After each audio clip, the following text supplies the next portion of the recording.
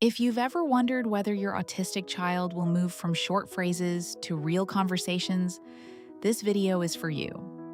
When our son was younger, he could ask for things with one or two words, but conversations felt impossible. We worried constantly. Were we doing enough? Were we teaching him the right way? What we learned over the years completely changed how we support language development at home. Today, we want to share the exact methods that helped our son expand his vocabulary, build longer sentences, and slowly become more confident with speaking.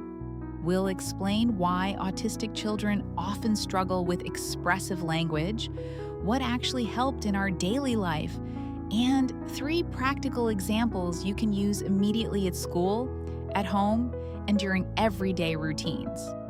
If your child speaks in single words, scripts from TV shows, or very short sentences, please know you are not alone. Progress can happen. Sometimes slowly, sometimes unexpectedly, but it can happen. And before we continue, please subscribe to our channel, www.youtube.com/@ neuroparenting-b/4p. One thing we learned very quickly is that autistic children often do not learn language the same way neurotypical children do. Our son understood far more than he could express. That difference created frustration for him and for us. Sometimes he knew exactly what he wanted, but could not organize the words fast enough.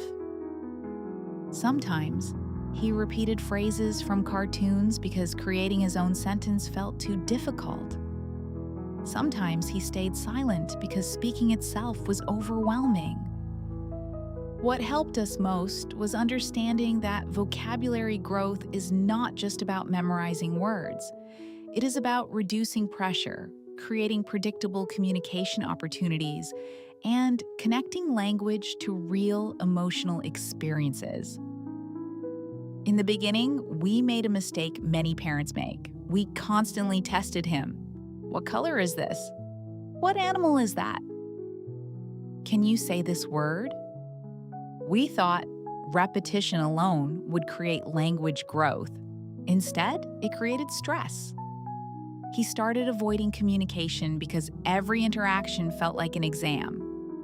Everything changed when we shifted from testing language to modeling language.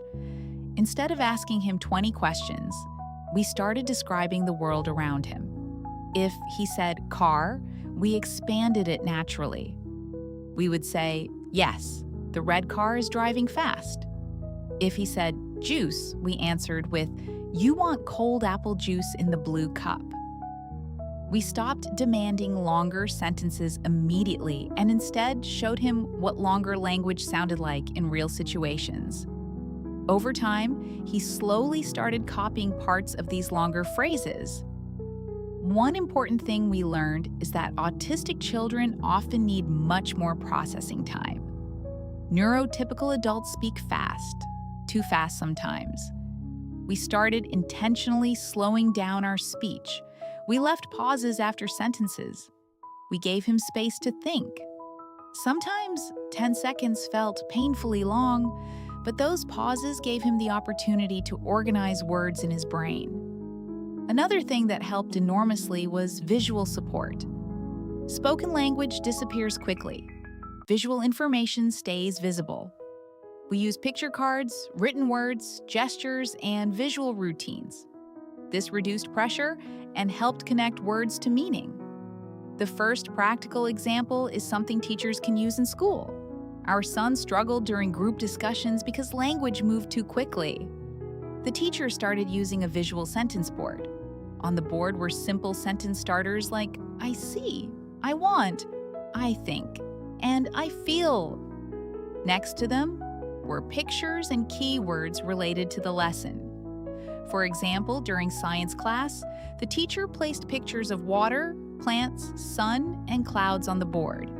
Instead of asking open-ended questions immediately, she modeled short, expandable sentences. I see a plant. Then she expanded naturally. The green plant needs water. The important part was that our son could point first before speaking.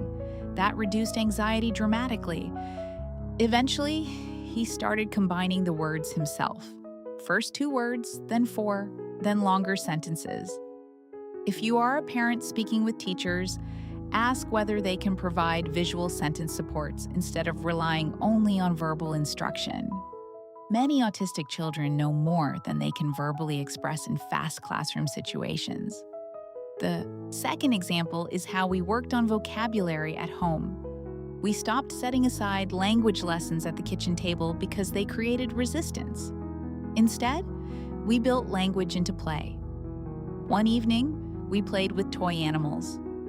Before, we would have asked, "What animal is this?" Instead, we changed our approach completely. We started narrating play slowly. The big elephant is eating. The tired lion is sleeping. The monkey is climbing fast. Notice what happened there. We were not only teaching nouns like elephant or monkey. We were adding descriptive vocabulary like big, tired, and fast. We were teaching verbs like eating, sleeping, and climbing. This creates richer language naturally. Then we paused. Eventually, our son started filling in missing words himself. We would say, "The lion is," and wait. He would answer, "Sleeping." Later, he expanded independently. "The lion is sleeping in cave." That was a huge moment for us because it showed he was beginning to organize larger language structures on his own. One thing that helped was repeating the same themes for several days. Autistic children often benefit from repetition with small variations. We did not switch activities constantly. One week could focus almost entirely on animal vocabulary. Another week might focus on cooking words or emotions. The third example is integrating language teaching into daily life. This became the most powerful method because it removed pressure completely. At the grocery store, we turned shopping into structured communication practice. Instead of rushing through the store, we slowed down intentionally. We gave choices using visual and spoken language together. Do you want red apples or green apples? At first, our son answered with one word, red. Then we modeled expansion. I want red apples.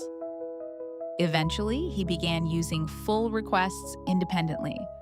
Cooking also became an incredible language opportunity.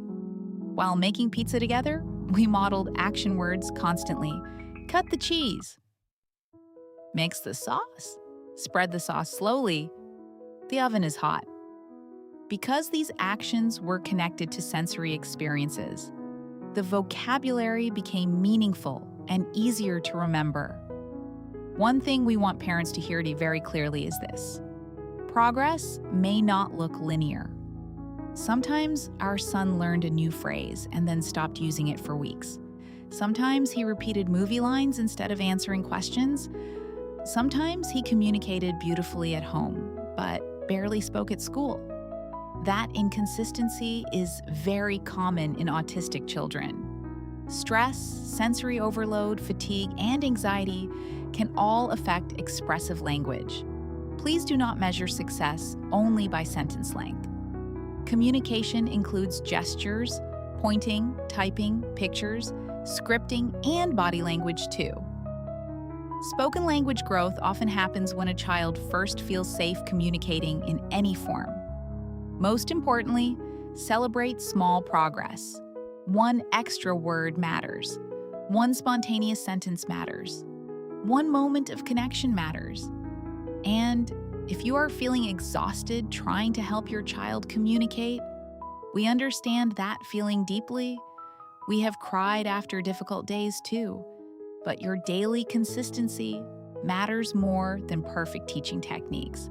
Small supportive moments repeated over months and years can create incredible progress. And if this video helped you feel less alone, please subscribe to our channel, www.youtube.com/@neuroparenting. -B4P http://www.youtube.com/@neuroparenting-b4p. We share our real experiences as parents of an autistic child, the things that helped us, the mistakes we made, and the strategies that made everyday life a little easier for our family.